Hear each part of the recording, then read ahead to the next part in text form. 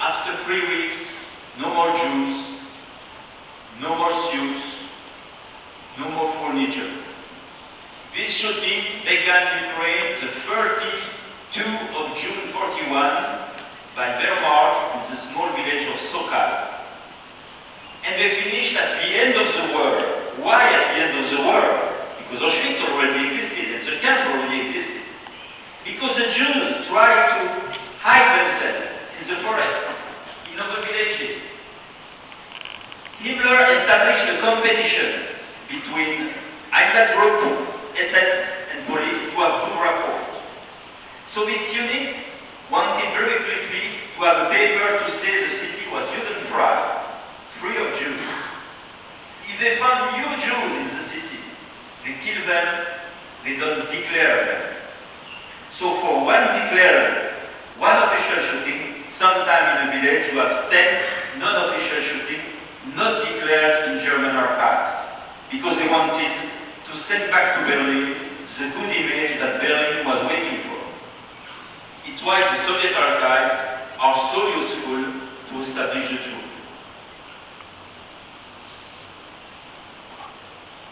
Only in Ukraine, we built 2 years ago with Yarad and Sorbonne a international symposium.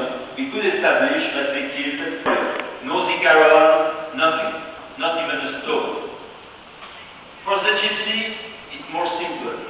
There is not one mass grave with a memorial. Like animals, anywhere. We can establish the exact localization because, as you saw in the video, in my team, we make ballistic investigation to find the cartridges. The Germans were not afraid to let their cartridges. Every cartridge has a date of fabrication and a German brand. So you can identify exactly the date and also the brand. What we find also, the Jewish girls, far from the mass grave, before being shot, took all their jewels and put them under her, hoping to survive. So not in the mass grave, but far away, we find sometimes stars, magazine, or medallion, or chain with menorah. That is the last sign that this woman put just before dying. That's important too, because the deniers are important. So we have to establish real evidences and not only to say it happened. Why we are doing that? Why all my team, who's half of them are here, we are standing in the cold. Actually, I have a team in Ukraine. It's one time a team with me, one time a team without me. They are in Ukraine, in Kamenets-Podolsky, and as you know, it's not the warmest country on earth. Why we stand in Ukraine?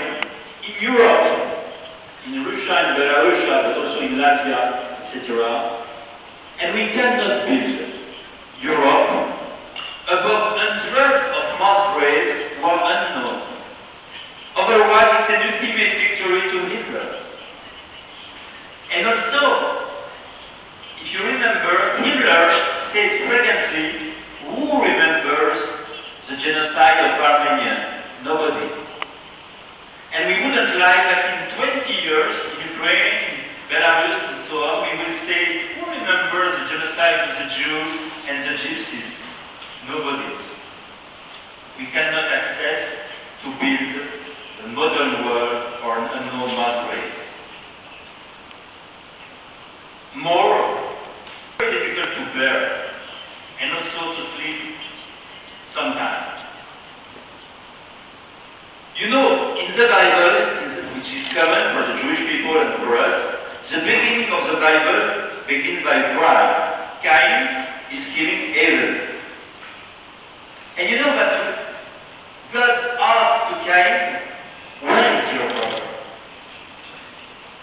And me, I think, since I am a child, through my grandfather, through my education, through my family, and I think it's the same for the people who work for me and with me, we listen to this question, where is your Jewish brother from Ukraine, from Belarus? Where is your Gypsy brother? Is behind the bushes? Behind the church? Under the supermarket? And you remember the answer of Cain? He said to God, am I the guardian of my brother? It's not my question. We are very occupied. There is a future. There is a lot to do. and no time. And you remember that God goes on, he says, don't you hear that the blood of Abel is climbing from earth until heaven? And in the scripture, it's not written the blood, but the blood in plural. I think we cannot, in a modern world with Christian tradition, with Jewish tradition, with humanist tradition, we cannot build our world and ask to Abel to keep silent.